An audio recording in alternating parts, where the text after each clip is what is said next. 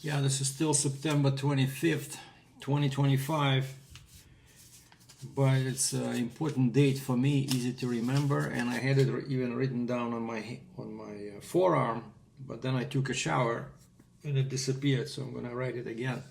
So I started the day, as you saw in the other video, thinking how to cut on alcohol. And in Canada, they recommend no more than 10 standard drinks a week, no more than 3 per occasion, with at least 1 day alcohol-free.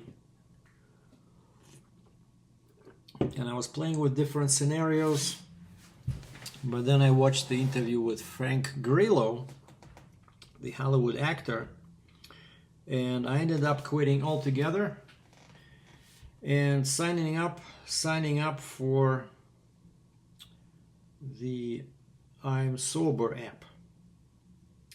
And I tried this before, and how do I know that this will work this time is because I have some kind of a support system. So first off, this app, so this main screen looks like this. Basically at the top here it says I've been sober for, and then the clock ticks. I don't know why it doesn't want to focus, but top is the hours. Yeah, it says 7 hours, 10 minutes, 22 seconds. Well, I've been sober for longer than that, but this is when I downloaded the app, and then it was like 2 p.m. or 3 p.m. today. Yeah, because now it's 8 minus 7. Yeah, it was like 1 p.m. right after lunch. I signed up, I created an account. And at the bottom here it says day 0, like basically then it's really cool that it'll count all this, and then it gives you all these tips and suggestions, and you can talk to other people who use the same app, and you can track your savings, how much money you're saving by not drinking. And like when I tried before, and I think the longest I stayed clean was 3 months, and mostly because I think my only support system was my brother, like 3,000 miles away in Moscow, Russia, who quit a long time ago because he became a really bad alcoholic when he was like 25. He was drinking much more than I did in recent years. And so the effects on him were much more profound. He was having some high blood pressure, and so he quit cold turkey. And now he's he was born in 70, now he's 55. I think he's been sober for like 25 years, But he's far away, just exchanging some texts or emails occasionally does not provide enough support. But now I have these two heroes, right, that I'm following in their footsteps, of both actors and both action stars. So one, as I mentioned, is Frank Grillo, who quit drinking in 24. So now I think he's been clean for like 18 months. And then Tom Cruise, which never drank, I don't think. And Tom Cruise is my age, 63, and Grillo I think is 60. So that's why these are such cool examples for me, because they're my age and they're in much better shape. They look much better, but of course, they're millionaires, so they can afford. But this Grillo guy, he's crazy. Like when he did his Boss Level, I suggest you watch that movie, especially if you're into like science fiction and action. Boss Level. He says he trained 2 times a day, 2 hours each. So 2 hours in the morning, 2 hours in the evening. And so he beefed up, and they were using some heavy weights to make him bigger. Normally he's like lean, more like a boxer, because he's a boxer. And so he trains like a boxer normally, but for that particular movie, they wanted him to be bigger. So they were doing like massive weights, mostly on like compound exercises that affect more than one muscle group, like squats, deadlifts, that kind of stuff. And so this guy, so you don't need too much money to go to the gym. So in fact, I went today. Oh, and that's another reason why I quit, because You know, last week I went to the gym only once because I felt too tired because of too much fire water, you know, and the same previous week only went once. So at least you should go like twice, right? And so this week, same story. Thursday is today, and this is my first time during this week that I went to the gym, because Monday, Tuesday, Wednesday I was sick. So that's it, no more. And so yeah, so I have lots of examples in Hollywood, you know, and I'm a big movie fan, so I just want to find somebody else, another kind of like action style actor who also doesn't drink, and those three people kind of will be like my secret support base, you know. Like I'll be looking at the example, following their lead. Actually, I signed up. Grillo has an Instagram account, so now I'm following him. And another thing is that nowadays with all these apps, right? So I was talking this morning about these apps that help you cut on your booze, but then there's a bunch of apps that helps you to stay sober. You know, they provide all kinds of tips, motivation. You know, they track your progress. You know, it's super cool. It's kind of like your own AAA meeting in your pocket. You know, so I love it. So that's one change. So 9/25/25, I am sober. Second change, shave my head, feel much better. I spent about 90 minutes today in the gym. Again, was focusing mostly on some compound exercises affecting multiple muscle groups. And I hate doing like bicep curls and triceps because they only work one small muscle, and it's easy to, especially in my age, you know, it's easy to damage something. And actually, I feel pain over here, like when I was trying to do jerks. Like I was jerking the kettlebell fine, but when I was coming back, it was hurting like hell here. I couldn't stop it, you know, it was like falling on my shoulder. So I have to wait, so no more. And the same with cleans, you know, I was doing this power clean with the kettlebell. The right arm is fine, left arm is like really hurts. And I'm thinking, what the heck, like, do I have cancer or something? And then I remembered I was doing, like I said, normally I don't do bicep curls, but last week, and again, it was only once a week, right? Last week, and that's why it's easy to, you know, to get injured. So I was doing some bicep curls with a machine with some cables, and I'm pretty sure I pulled something. So no more curls, no more triceps, no more jerks and cleans for now. And so just focusing on major groups. But I did some push-ups. I did some bench presses, squats, deadlifts, you know, all that kind of stuff. And then machine press, where you use a machine to imitate a bench press. And then I did the leg press also on a machine. And my one of my new favorite exercises is it's called a pullover, where you lie on the bench and you grab a dumbbell and you try to put it like this, you know. So basically what I'm trying to do is I'm trying to improve my push-ups or chin-ups, because last time I did something, I did one, like holy mackerel, what? I used to do like 10, right?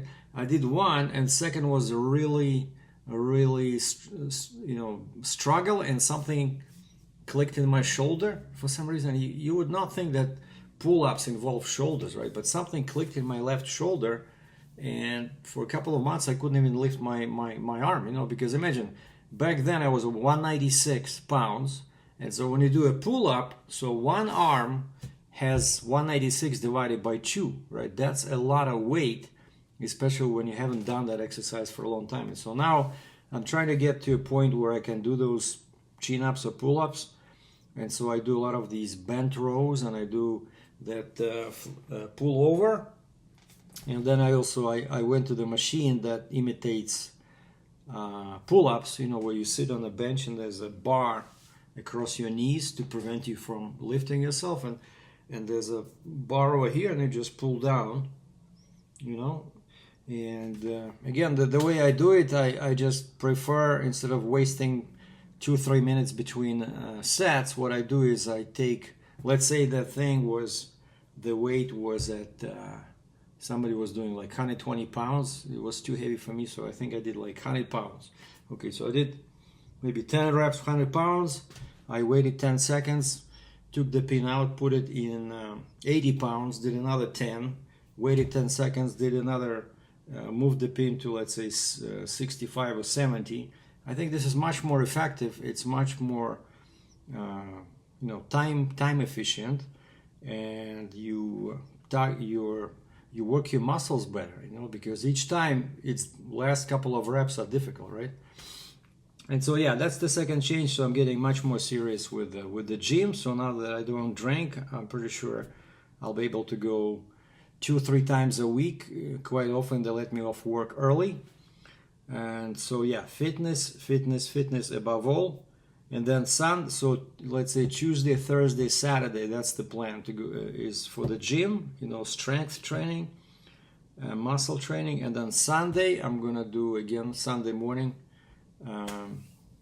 a long bike ride, or if the weather's bad or when it's winter, I'll do hiking with my hiking poles. And of course, I'm not gonna do like a brewery run, like a beer run as before. I'll just go into the nature, maybe out of the city, in my car, and then go for a ride or hiking in some nice quiet area.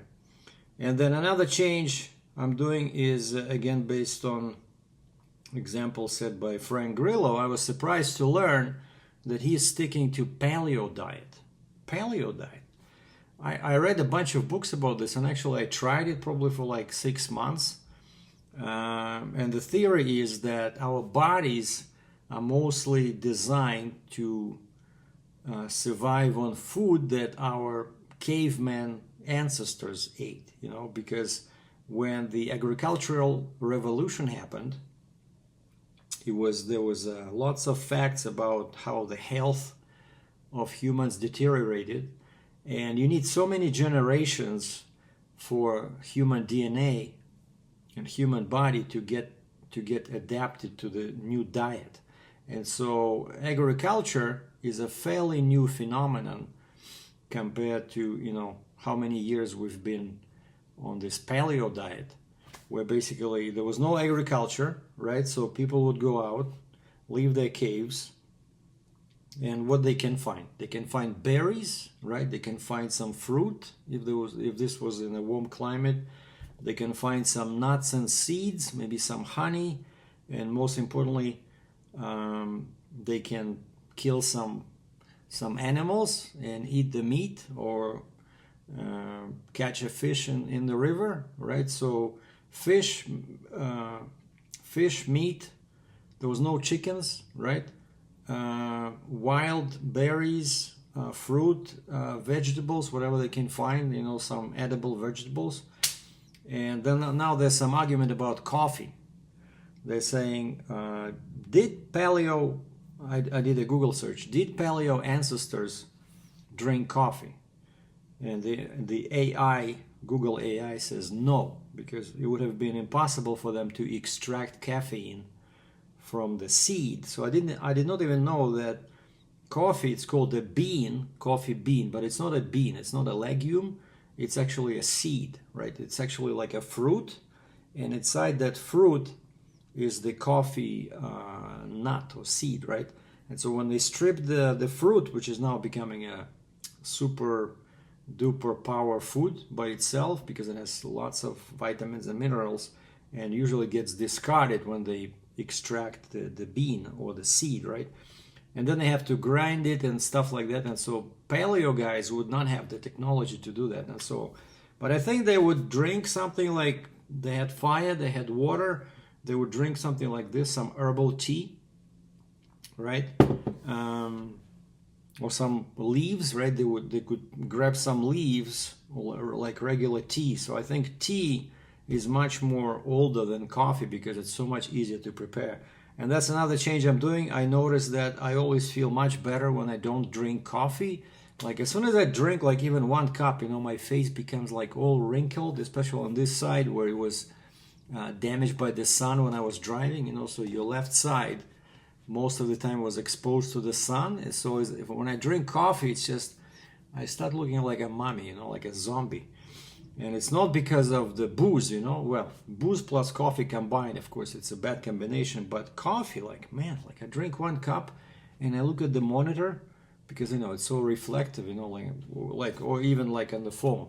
I look at, I can see my face, like, holy mackerel. Like, when I don't drink coffee, I look much better, especially, of course, with no booze. You will see now. You will see we'll be doing videos, and then I'll do probably like 10 days sober, 20 days sober. You will notice how my face will freshen up. And so what I want to do now is I want to stick to herbal tea or green tea. Surprisingly, green tea does not have the bad effect of coffee on my skin, you know, because it has much less caffeine, but pretty much all the antioxidants that coffee has.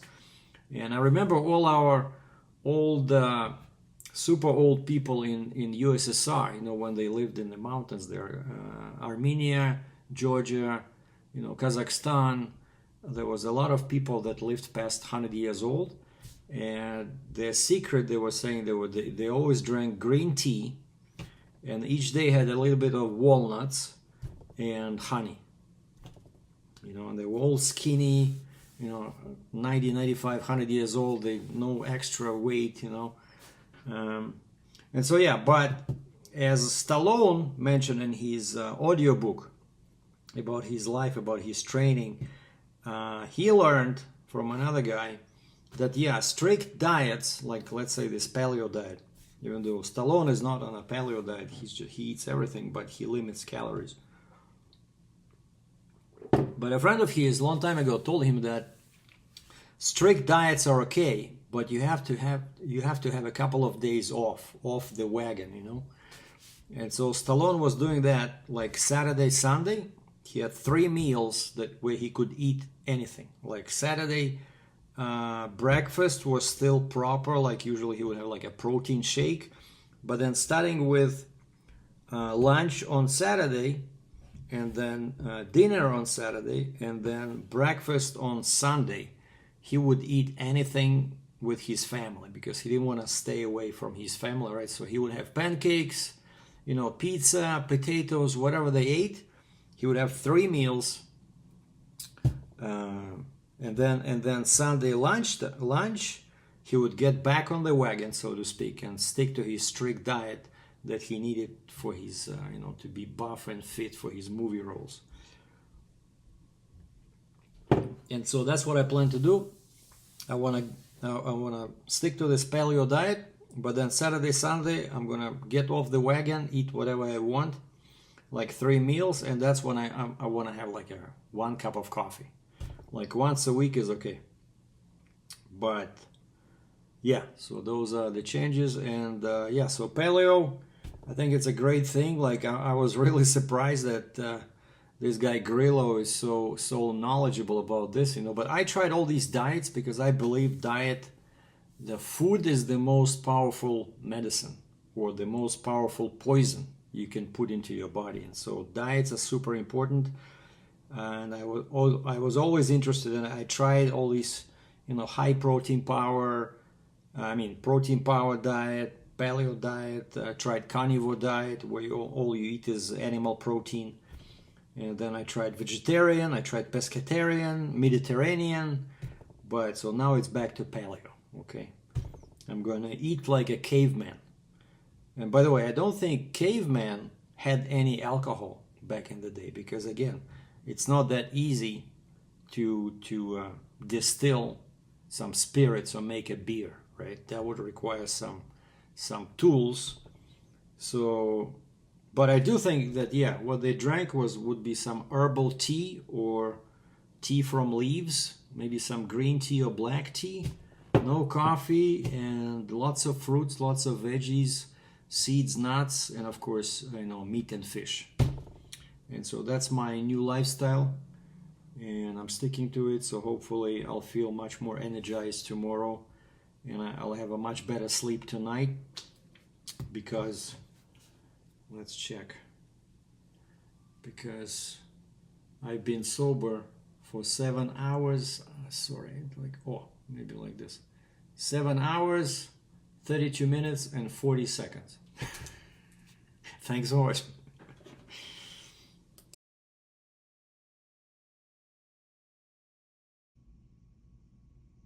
Oh, hey, happy Thursday.